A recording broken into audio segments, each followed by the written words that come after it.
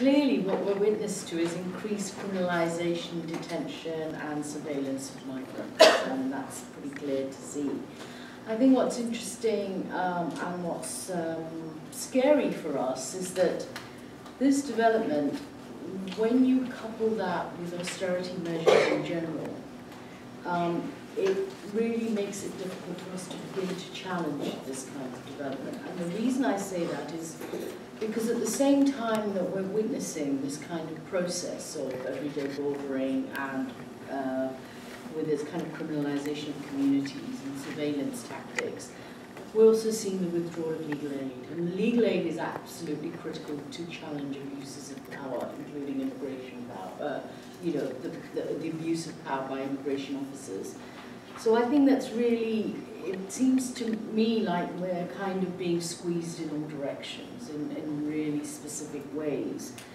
We're also seeing not just the ways in which there is this criminalisation, detention and surveillance and policing taking place, but we're also seeing how our communities are being themselves divided. My organisation works on a daily basis to try and support and assist vulnerable migrant women, as the clip in that film showed. And those women and children need to assert their right to protection, human dignity and human security. And these are the very things that we are now finding it more and more difficult to provide, to facilitate.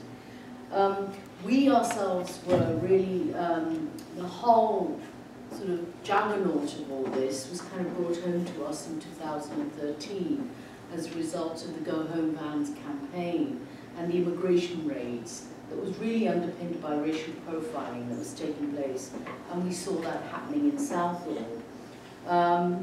But those processes have a far deeper consequence than just rounding up people in pursuit of populist, anti-immigration agenda. Apart from the fact that it was an economic disaster and a legal challenge together with campaigns put a stop to it, there are of course other internal surveillance and border control measures continue, and they've instilled fear in those least able to defend themselves, including those women that you saw. We're extremely concerned, of course, about the extensive powers given to landlords, because they have an impact on our women in particular, because our women need to access safe accommodation when they flee domestic violence and other forms of harm. And if they're then pushed into the hands of unscrupulous landlords, then it heightens the trauma that they experience and subjects to other forms of injustices. There is other ways. It's not just the Immigration Act or the immigration measures that are problematic. There's a whole gamut of legislation that also intersects with the whole everyday bordering immigration, anti-immigration agenda. So, for example, the Police and Crime Bill 2015 and 16, so it's not yet enacted, has a section on persons under immigration control.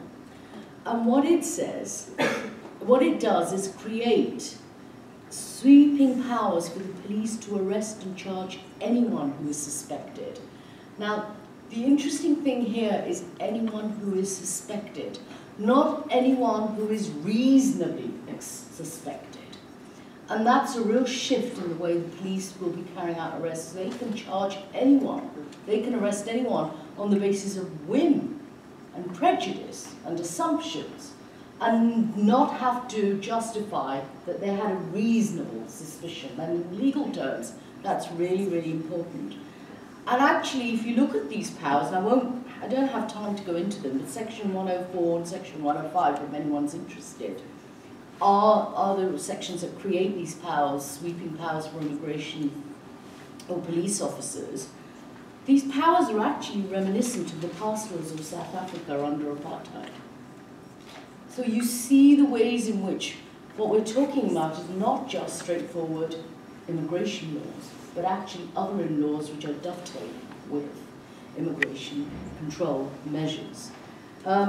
I've said that it impacts particularly on the women that we serve. But there's something else that I really want to touch on when the process of everyday bordering, as it's been described, hits us, is that it normalizes a politics of anti-immigration racism, which is dependent on surveillance and control. And this then seeps into institutional cultures, even in institutions that whose main or significant function is to protect vulnerable adults, children and women. So what I'm talking about is institutions like social services, institutions like the police, who are there, whose function is not just to arrest and to treat people in a punitive way, but who also has a function to protect vulnerable adults and children. And that part of the functions of institutions is being seriously undermined by the immigration measures and control. So what we're seeing is a protection principle enshrined in the Children Act, or in legislation, for example, that protected women from violence, is being seriously undermined by the ways in which immigration controls are expected to now take place. What you saw in that film is that women are not taking it lying down. Migrant women are not taking all this lying down, and that's one of the, I suppose, notes of hope in all of this, is that they are actively resisting and mobilizing in their communities, and in doing so, they're trying to defy the attempts to institutionalize their marginalization. And it was these women who took to the streets in very public ways to confront the Go Home Vans campaign and the immigration raids in Southall. And they took a stance because in defense of the community of which they want to be a part. And also in circumstances when their lives are already quite difficult. But I have to say that when they took that stance and protested against those immigration and police officers outside a shopping mall in Southall, not everybody, even in the minority community like Southall, supported them. And that's the other problem, is that what we're seeing is undermining of solidarity and networks of support that have taken so long to create in our own communities. It's an extremely hostile context, and it's very conducive to the rise of anti-immigration racism, not only between communities, but between settled minority communities and new migrant communities, and that's the real problem. What we see is a society turning in on itself. And our experience is that we have to work even harder, not only to repair the damage done to individual women, in our case, but also work harder to build networks of solidarity, mainly because of the notion of deserving and undeserving migrants is really becoming embedded in everyday psyche of communities and in the institutions of the state at all levels. I was struck by a recent example in Ealing, there was a local meeting called because Ealing decided to welcome Syrian refugees. Great, I mean, about time, one would say. But the interesting thing at this packed meeting was that people talked about how to integrate 20 Syrian families that Ealing Council had decided to take in. And there were teachers and other public sector officials there, and workers who attended the meeting, and everyone was talking about how to support the Syrian families, which including how to help them identify landlords who would rent to them, how to help their children get into education, how to even find good jobs and good shops even in the area. But the irony, could not be more glaring. Nobody extended their hand of support to other refugees. It was only Syrian refugees that were being talked about. Nobody talked about the fact that immigration raids are still continuing in perhaps less overt ways than Operation Go Home Van and other things. And nobody talked about the restrictive immigration laws that impact on services towards refugees and other migrants. So I think that there's a serious problem in the ways in which solidarity and convivial civic spaces are really being undermined, and how immigration measures are being normalised, and how it's becoming acceptable to say quite confidently in public that you're anti-immigration, but that doesn't mean you're anti-racist, that you're racist, and actually allows you to be racist. The very way in which that language has changed allows us, it creates a space to be racist, profoundly racist.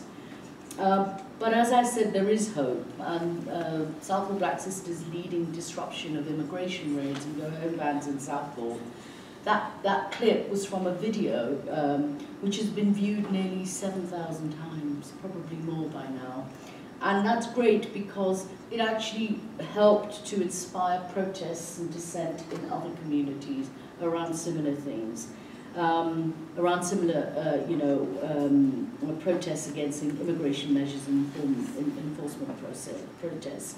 So I think what we're seeing is the ways in which external and internal border controls are merging. But our hope is that as that merges, so too will resistance and compassion, which is desperately lacking, I think, in all civic spaces now.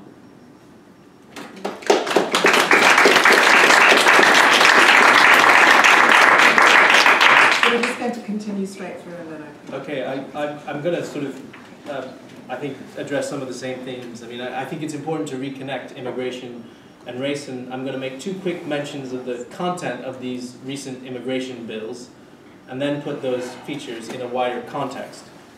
So among others, two measures in these recent bills will indirectly but inevitably increase racial inequalities. They won't just sort of have a bad impact on immigration, as if that's not bad enough.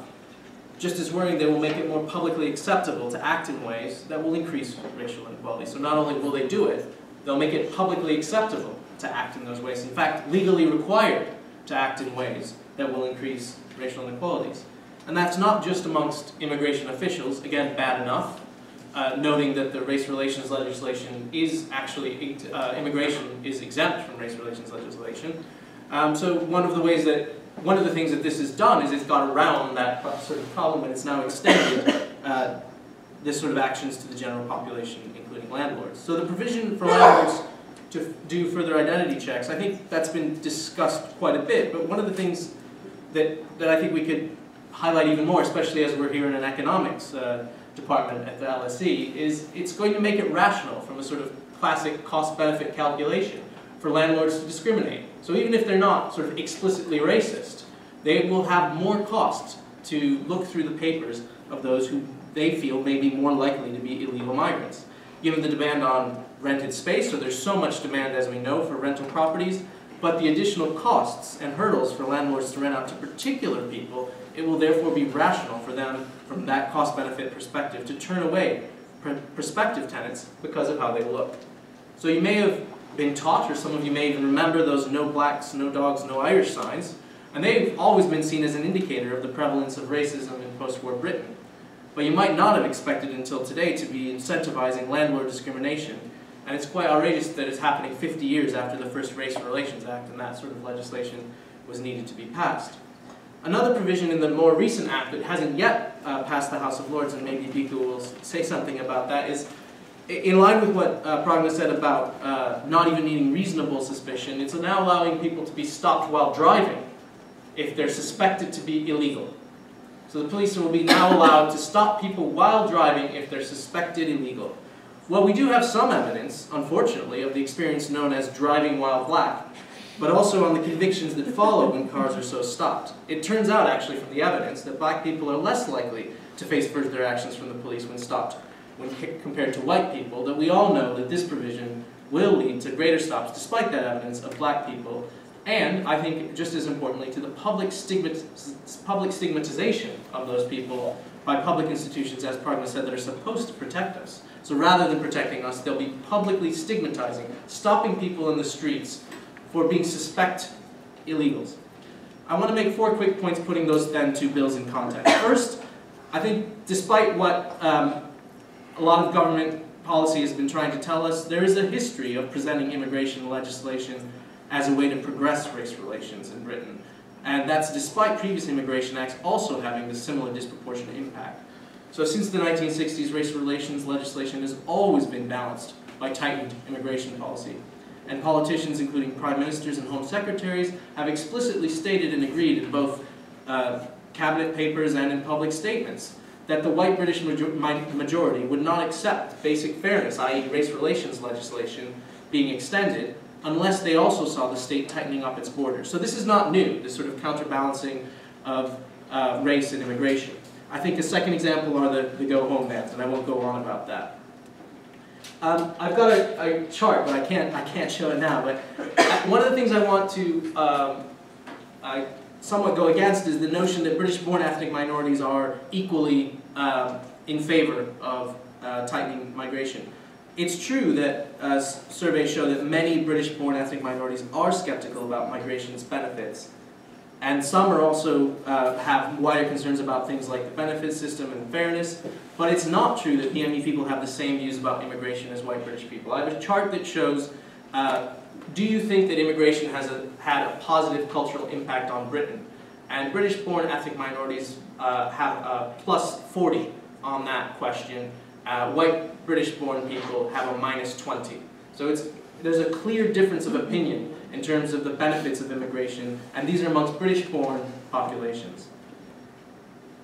This leads to my fourth and final point, and I'm picking up, I think, again from Pragna. Last week we heard this refrain, and it's a serial refrain, that we need to have a more open discussion about migration, and that this has been muzzled by politically correct thought police who tar any discussion of immigration as racist. So what do we need to hear instead? I turned into BBC's Any Questions the day after, and it was in Lincolnshire. And so the muzzling of this reasonable discussion was actually the first question. So what then does this reasonable discussion look like? What did the first questioner ask? He claimed that no one spoke English on his street. That was his claim. An MP on the panel responded saying, yes, that's very reasonable. This is an MP I won't name, whose constituency happens to be 40% BME. She further said that it was indeed a reasonable question, and furthermore, it would be reasonable for people to fear becoming a minority in their own area. These are the reasonable things that people are being asked to say, and that we say that we are being told that we're muzzling because we're simply politically correct. I therefore looked up this BME population of Lincolnshire from the 2011 census. Any guesses? 2.4% is the BME population of Lincolnshire. People are worried about becoming a minority when they're 97.6% of the population. The foreign-born population, 7%. And the proportion who don't speak English in Lincolnshire, 1%. So this is what people feel they should be reasonably able to discuss. I've got two responses to that. First, it's not because of me, or Pragna, or Bhikkhu, or anyone on this table, or elitist, politically correct people, that you shouldn't say such stupid things. You shouldn't say such stupid things because they're wrong. When 99% of the population speaks English, you shouldn't claim falsely that nobody does. And in fact, it's not just that it's obviously untrue. Probably even the people saying it know it's untrue. They know in their heart of hearts that actually it's not true that 99% of people around here don't speak English, or the majority of people. But the second point I want to sort of push even further is, where do we get from such thinking? What are the policy outcomes of being led to believe, of having reasonable discourse, to hear an MP endorse that discourse, that more than 1 or 3 or 7% of the population is too much?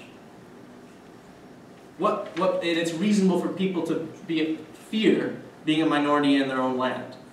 What's the consequences? What are the where do we go with that sort of thinking? It suggests that MPs and the public should be allowed to express the view, basically, that there's too many BME people currently living in Britain, of course. Because, of course, the BME population today is 14%, or 8 million people. To reduce it to 7% would require them to expel 3 to 4 million of us. To reduce it to 1% would require politicians to support the view that 6 or 7 million of us should leave the country. Now that probably makes me sound very unreasonable, and perhaps shows why people feel scared of talking about immigration. But I don't actually believe that MPs or questioners on BBC radio programs actually want to expel us from the country. But what I do want to highlight is that it is utterly unreasonable to say and believe that anywhere in Britain has no English speakers, or that places are utterly unrecognizable, or indeed that white British people have a reasonable fear about becoming a minority. Those views are unreasonable, and we shouldn't be scared to say so. And when people say they're being muzzled for saying that, we should tell them it's because you're telling lies, not because we're being politically correct. So by way of a conclusion, I want to relate another sort of unreason that my neighbor, I think the effects of this more generally, that we should be allowed to speak like that, are quite dangerous. I was explaining to my neighbor that my son was unlikely to get a place in the nearest primary schools to our flat when he starts school in September. She expressed outrage because she loves my delightful son, and she just felt it was awful, why can't he get a place? And then she proceeded to say it's because there's too many foreigners. And obviously you can hear that I probably wasn't born in London, and of course she knows that I wasn't born in the UK, and also that my wife was born in Delhi. So it's quite curious that you hear people, this is I think the effect of allowing this kind of discourse to propagate, is that someone can feel comfortable saying, someone who's supposedly my friend, is my neighbor, who otherwise is perfectly reasonable to me, thinks it's acceptable to say that my son, who she otherwise likes, can't get a place because people like me are having too many children. So I think the question here isn't if racial inequalities will increase, but whether it will also lead to greater social division. And with Pragna, I agree that it's up to all of us to work against this and to ensure that migrants' rights and race equality research and activism work hand in hand to do so.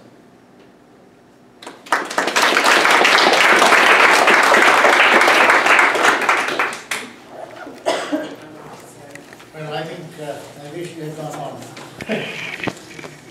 We know the picture. The film tells us what is actually going on, and Pragna has told us what are the new powers that the government is going to give. And to all of us, what responsibility it is going to give to all of us under the new immigration bill.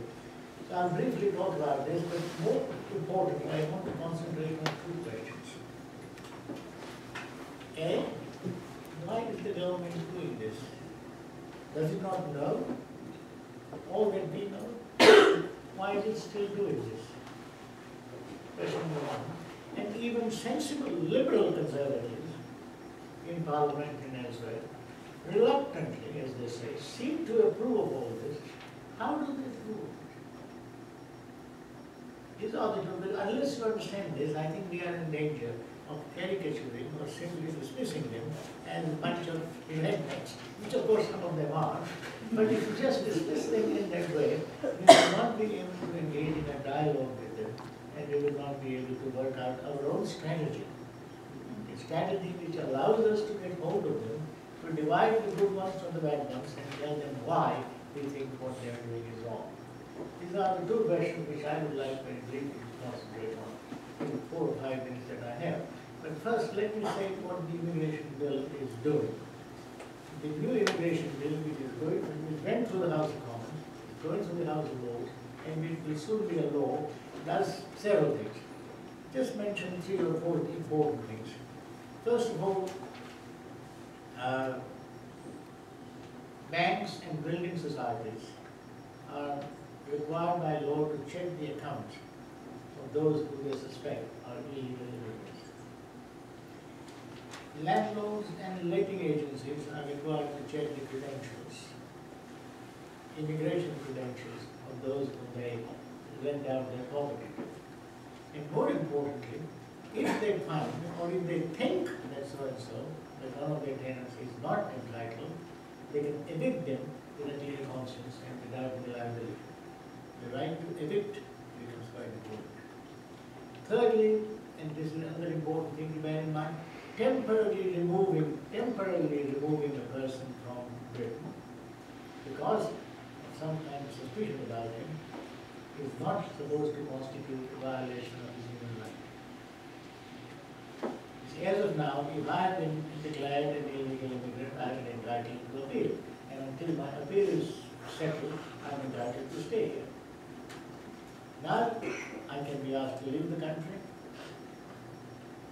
simply because I have been suspected, and it is not supposed to be a violation of human rights, therefore it doesn't come under the jurisdiction of the human rights legislation. And the last thing is the immigration officer can enter your house or enter the premises of people without a warning or without a reasonable belief, and simply say, we believe that you are illegal. And you have to prove that you are not. They don't have to prove that you are. Another one is shifting the onus of proof. Now imagine a midnight knock. We talk about midnight knock. Now this is midnight knock at the stage table. Now given these kinds of powers and their implication, and even it's very striking that even the liberal media have fallen into this kind of trap. Take Archbishop of Canterbury and Welby. Some of the liberal-minded conservatives, and there are many liberal-minded conservatives who justify this kind of policy that Tanya talked about and Omar talked about. And their argument would be the central obligation. Britain as a country has evolved over 1,000 years, has evolved a particular way of life. We are not France, we are not Germany, we are not the United States. We are a particular kind of people with a particular kind of history. Deprive us of that sense of identity and we are nothing. We are lost. So our identity acts as a kind of moral compass. Any obligation, therefore the most important obligation on the part of the government, is to maintain, help preserve the nation's identity. Just as individuals try to preserve their identity, the nation has a right to preserve its own. And the nation invests the government with that responsibility. So the government's primary task is to preserve its identity, and in preserving that identity requires identifying those enemies of that identity. Your nation is in danger. You have these immigrants who are slowly and slowly corroding their way of life. You have people in your neighborhood who leave things outside, for example, milk bottles, or Brian Berry talked about it, drying their clothes outside, burning the tires outside. Is it not Britain? Sunday is a day of washing, Monday is not a day of washing, Monday goes on Monday. It's kind of argument. So the point is, you have a certain way of life. This way of life is being gradually eroded, slowly and surreptitiously by immigrants.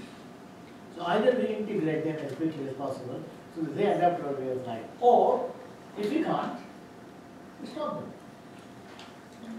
And if in order to stop them, we need to introduce this regime of powers that I talked about earlier, power to check bank account and so on. What is wrong with it?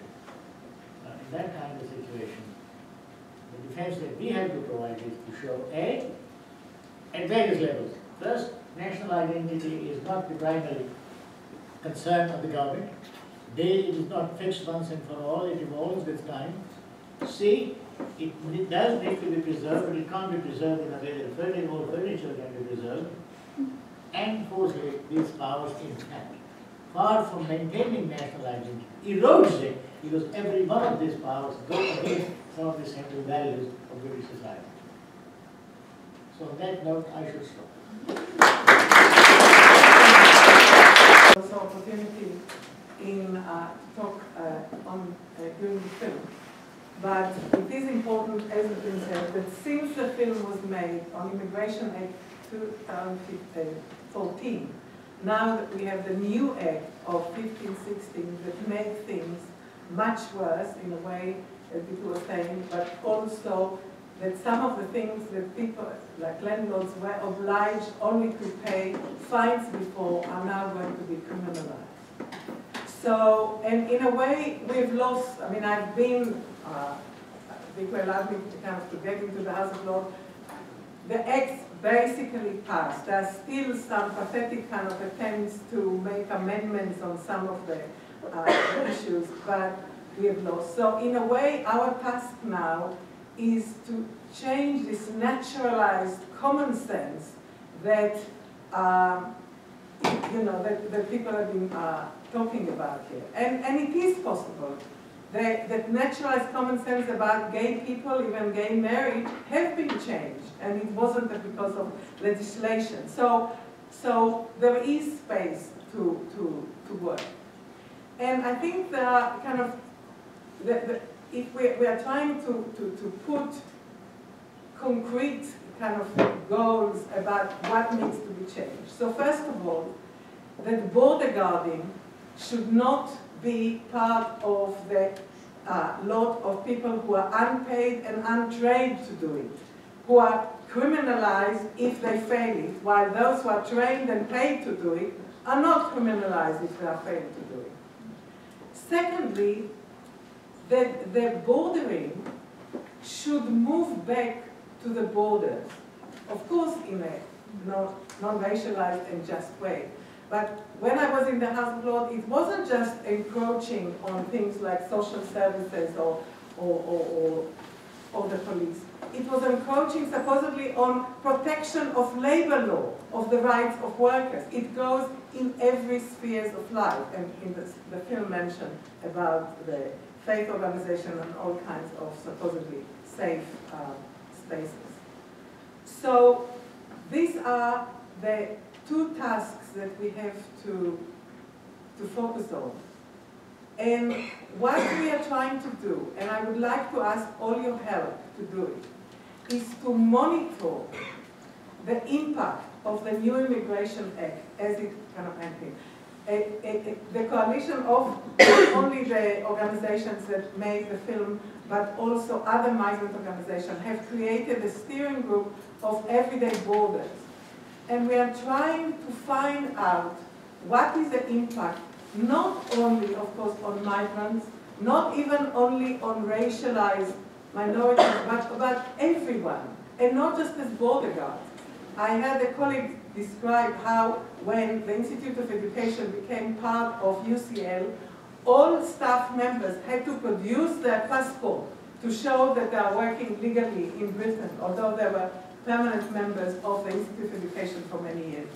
This is sensitization and that brings stratification according to citizenship and residence into the heart of everyday life. So please contact us if you see any evidence to the impact of this new legislation. We are trying to collect all the data. So please be in touch with us. Thank you very much.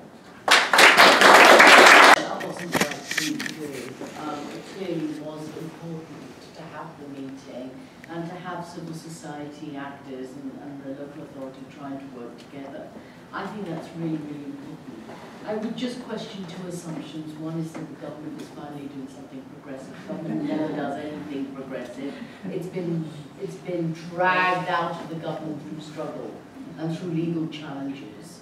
And I think that's really important to bear in mind. You know, the government's been named and shamed, even in Europe. I mean, it's taking a measly 20,000 over how many years?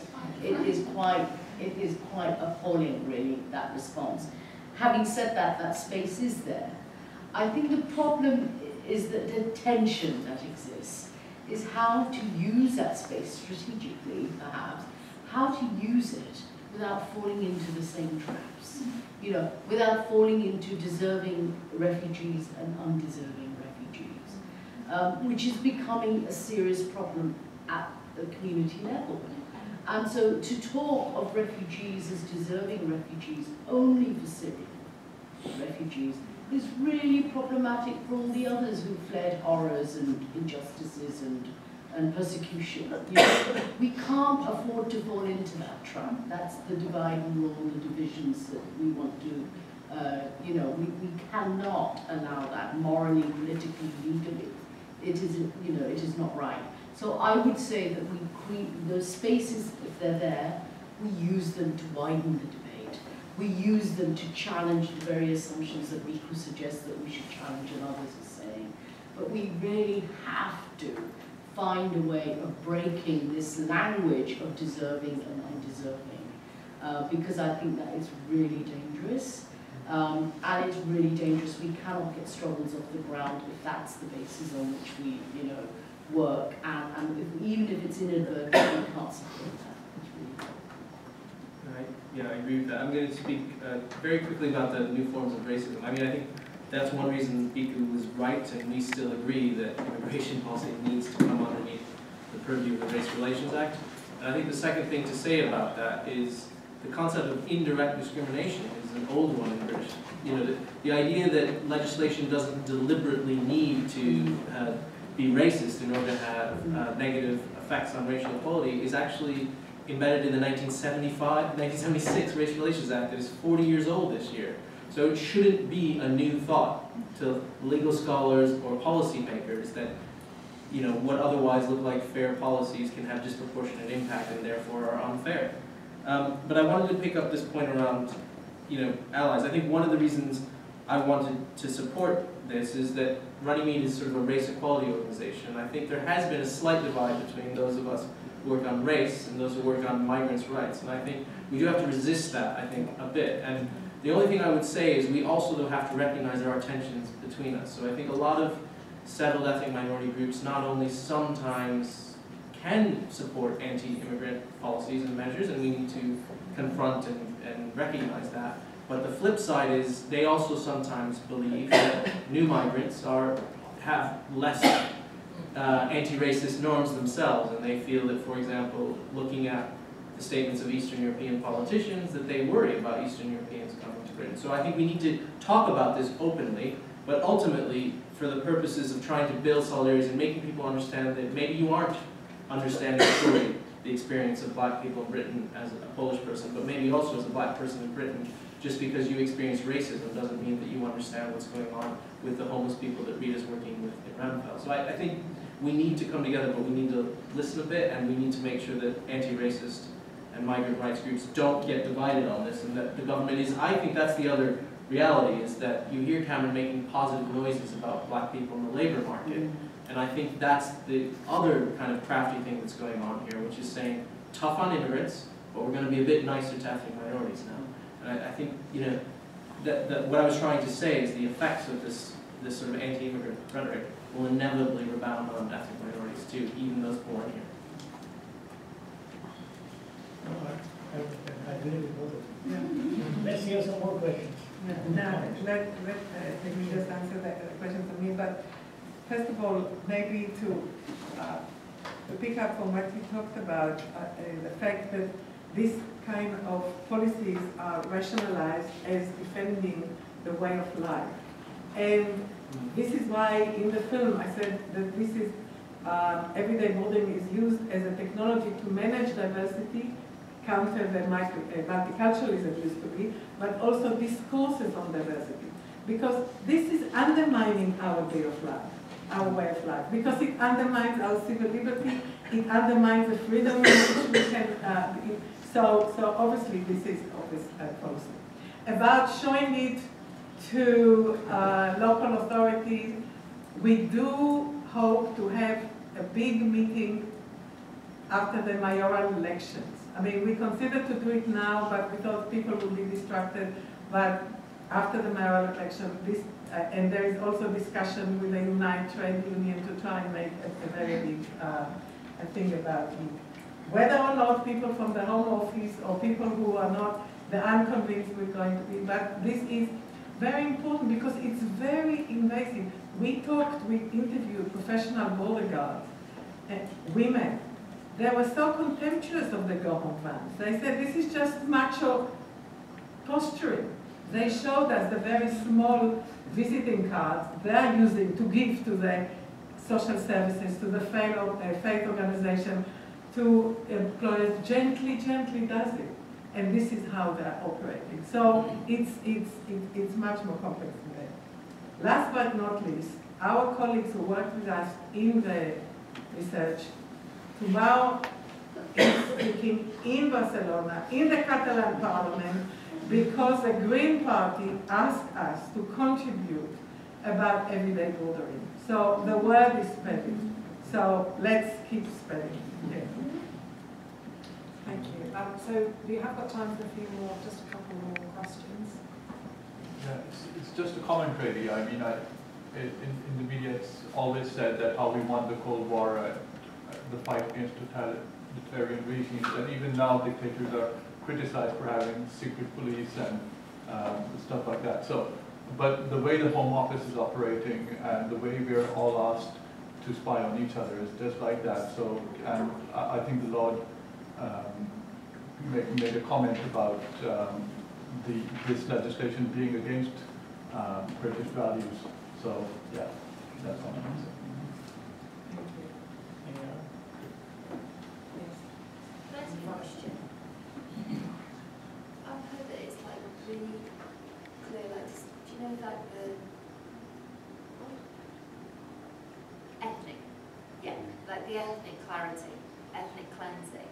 I've heard about that in Britain, like before, you know, the ethnic cleansing that we had before. Most cultures, they were saying that it was like they were open to it. What do you think about that? I'll give you an example. Like in London now, like different bits of London, like East London's Asian, South London's more black, West London, you know, is more Asian, and like other things are white.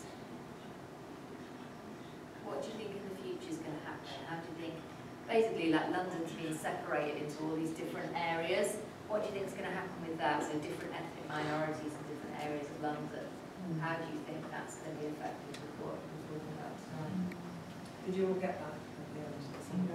I mean, the issue is not just about separating two different ethnic communities. As Omar and Pragna have been saying, it's also divisions within communities, not only even between the settled ones and the unsettled ones, it's even within the same family. The father-in-law is working in the restaurant of the son-in-law, and now he's going to be fined or imprisoned for the, you know, the father-in-law kind of illegal migrants. What does it do? So the issue is even more complex and more pervasive than just segregation. Thank you.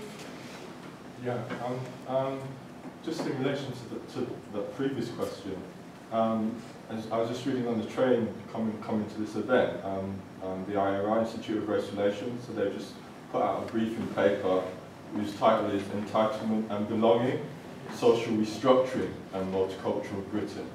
And it Yeah, I know. yeah, and it talks about the intersection of laws which all of the panel sort of addressed in relation to the intersection of the Immigration Bill or the Immigration Act and the Housing Act, which is obviously being discussed and going through Parliament at the moment, and in terms of the impacts, the negative impacts on communities in ways which everyday bordering has highlighted. So I think it's a really good briefing paper, and it raises a lot of important issues. And just another point, I'm curious to know in relation to the Equality Act, and obviously we've got the referendum and the European Human Rights Act. The government is talking about its Bill of Rights rather than having a European Human Rights Act and so on and so forth. So I was curious. I was curious to know why they conducted an impact assessment on the immigration bill if they're not subject to the Race Relations Act. I mean, I'm not legally trained, but I'm just curious about that. Seems anomalous to me, and in the context of the discussion, I'd just like to sort of explore that a bit more. Where do you want? Probably can answer. Yeah, perhaps I can help. My name is Barbara Cohen. I'm a discrimination lawyer. Could you speak up just a little bit, so everyone on the side? Yeah. First of all, I don't think that on the current immigration bill, the impact assessment was an equality impact assessment. It was much more a cost impact assessment. That's what it sounds like. It's only a cost. I mean, and many campaigning organisations were saying, where is the impact assessment? Because, well, the Race Relations Act, in terms of the prohibition of discrimination, doesn't apply to certain aspects of immigration control. And the public sector equality duty, which requires public bodies to carry out their functions to have regard to the need to eliminate discrimination, advance equality, and foster good relations. As far as some aspects of immigration, it doesn't they don't have to advance equality of opportunity, but they have to not discriminate in terms of developing their policies. But some of the aspects of the immigration bill, like the landlord's provisions and the tightening up and the increasing sanctions on landlords, is not an immigration control. So that aspect ought to be covered by race-based legislation. And they kept doing their own impact, their separate research and impact assessment of that.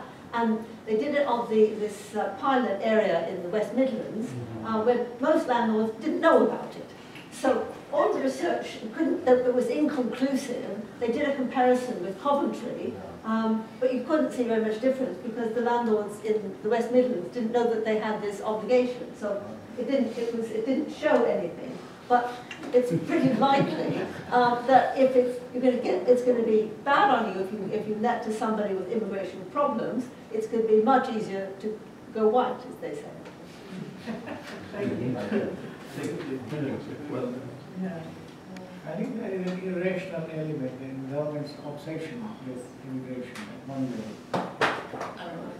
One can go on exploring this a little further, but if you ask yourself, it recognizes that its policies are going to be counterproductive. Take the student matter.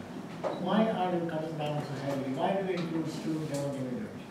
And why do you not, and why do you, and all these postgraduate restrictions and other restrictions that you impose on students? Why do you do that kind of things? Now, every time the matter has come up in Parliament, the government and ministers will, yes, we agree, this is all wrong, and then go on and do the same thing. Now, ask yourself, if the patient admits that what it is doing is wrong, why does it still continue to do it? And the answer is, it has become an obsession you can't simply get it out of your head.